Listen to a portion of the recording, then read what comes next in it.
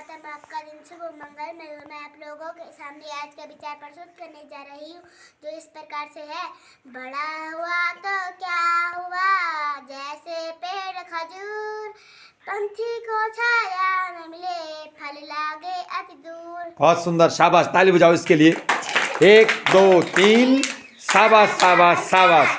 1 2 3, शाबाश शाबाश शाबाश। बड़ा हुआ तो क्या हुआ, जैसा पेड़ खजूर, पंछी को छाया न मिले, फल लागे अति दूर।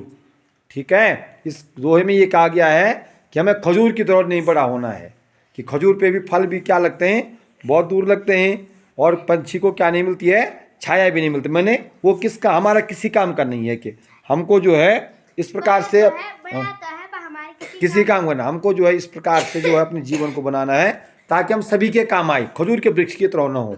किसकी तरह न हो, खजूर के वृक्ष की तरह न हो। अब उसमें लिखा हुआ है, नर हो न निराश करो मन को,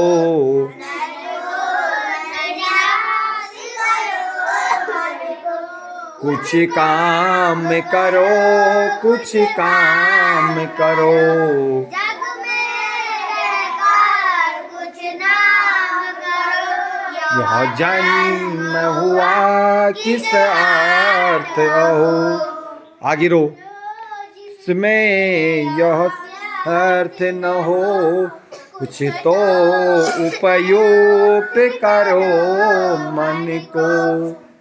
तो ये किसकी कविता है, दोबारा बोलो तो। नर हो न निराश करो मन को, कुछ काम करो, कुछ जग में रहकर कुछ नाम करो। जन्म हुआ किस अर्थ हो, समझो जिसमें यह व्यर्थ न हो, कुछ को उपयोग करो तन को।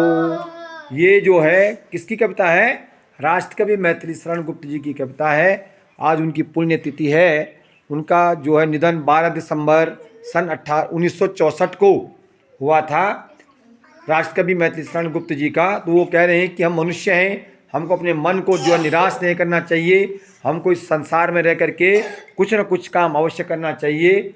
ठीक है, हमारे यह जन्म जो है इसीलिए इसका माने क्यों जन्म हुआ किस अर्थ हो, इसका मतलब क्या हुआ कि अगर हम जो है कुछ भी इस संसार में आकर के अपना क्या नहीं करें, नाम न कमा पाएँ या कुछ अच्छा न करके जाएं।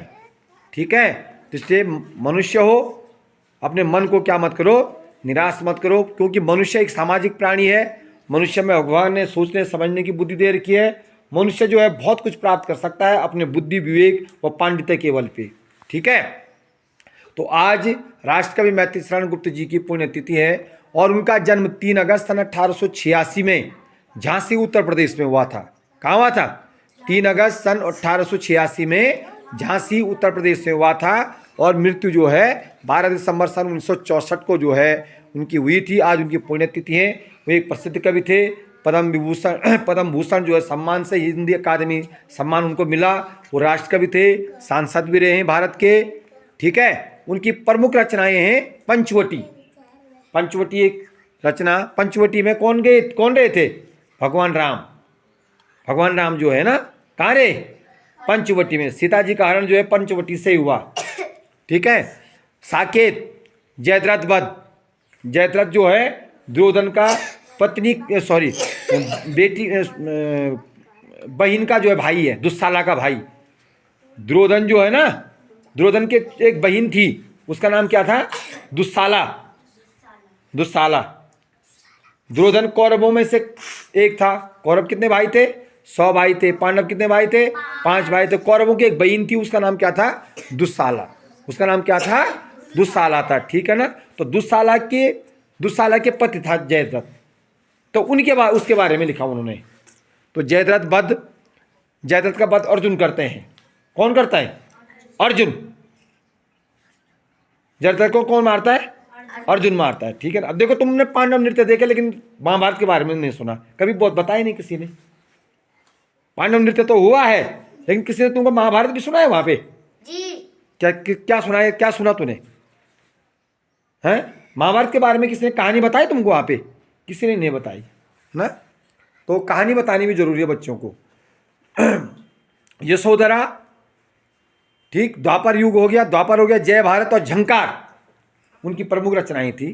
किसकी? मैथिली शरण गुप्त जी की। ठीक है। आज का सामान्य ज्ञान, पक्ष कितने होते हैं? दो। कौन कौन? शुक्ल पक्ष। महीने कितने होते हैं? 12 महीने। हिंदी महीनों के नाम बताओ, एक महीने का नाम बता। चैत, दूसरा बैसाख, उसके बाद आषाढ़ से पहले जेठ आता है, जेठ आषाढ़। हाँ उसके बाद, हाँ बता सावन, सावन हो गया। उसके बाद भाद्रपद, भाद्रपद, उसके बाद असूज, आश्विन बोलते हैं, कार्तिक, उसके बाद मंगशीर, आज ये महीना मार्गशीर्ष चल रहा है, मंगशीर का महीना चल रहा है, 26 गति हो गई है मंगशीर। उसके बाद पोष आता है, उसके बाद माघ, उसके बाद फाल्गुन, फिर चैत आएगा। जैसे जनवरी, फरवरी, मार्च, अप्रैल, है ना। परचरण में तो जनवरी फरवरी है ना। हम कम जानते हैं कि घर में रहते हैं जो वो लोग ज़्यादा जानते हैं हिंदी अपने महीनों के नाम। अच्छा, ऋतुएं कितनी होती हैं?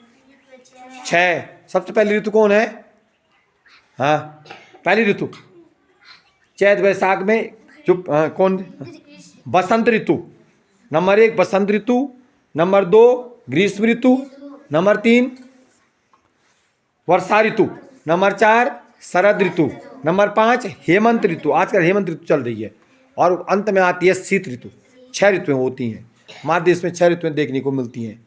ठीक है। अब आप बोर्ड पे देखो, daily black board update 1423, date 12 दिसंबर 2023, डेट ट्यूसडे। यदि जीवन में संघर्ष नहीं है तो प्रगति नहीं है। यदि जीवन में संघर्ष नहीं है तो प्रगति नहीं है। संघर्ष होना चाहिए जीवन में। क्या होना चाहिए? संघर्ष होना चाहिए। यदि जीवन में संघर्ष नहीं है तो प्रगति नहीं है। भारत में 16 अप्रैल 1853 में सर्वप्रथम 16 अप्रैल 1853 में रेल चली थी। और वो कहाँ चली थी? मुंबई से थाने के मध्य। मुंबई से थाने के मध्य कहाँ चली थी? मुंबई से थाने के मध्य जो है भारत में सबसे पहले क्या चली थी? रेल चली थी। रेल देखी तुमने? टीवी में देखी होगी ना। सामने सामने किसने देखी? हाथ खड़ी करो। किसी ने नहीं देखी, ठीक हो गया। टीवी में देखी। विलेज, आज का वर्ड है विलेज। विलेज में होता गांव, ग्रामो, संस्कृत में ग्रामो। हाँ, जयंती 12 दिसंबर 1872 को बालकृष्ण शिवराम मुंजे स्वतंत्रता संग्राम सेनानी थे, उनकी आज जयंती है। और पुण्यतिथि है आज 12 दिसंबर 1964 को मैथिली शरण गुप्त राष्ट्र कवि जी का भी मैंने आपको बताया था। ठीक है ना। तो दोनों जो है एक महान विभूतियों को उनकी जयंती और उनकी पुण्यतिथि पे हम सत नमन करते हुए श्रद्धासुमन अर्पित करते हैं। जीवन में यदि संघर्ष नहीं है तो प्रगति नहीं हो सकती। तो संघर्ष होना चाहिए, संघर्ष करना चाहिए, संघर्ष होना चाहिए। ठीक है, आज के लिए बस इतना ही।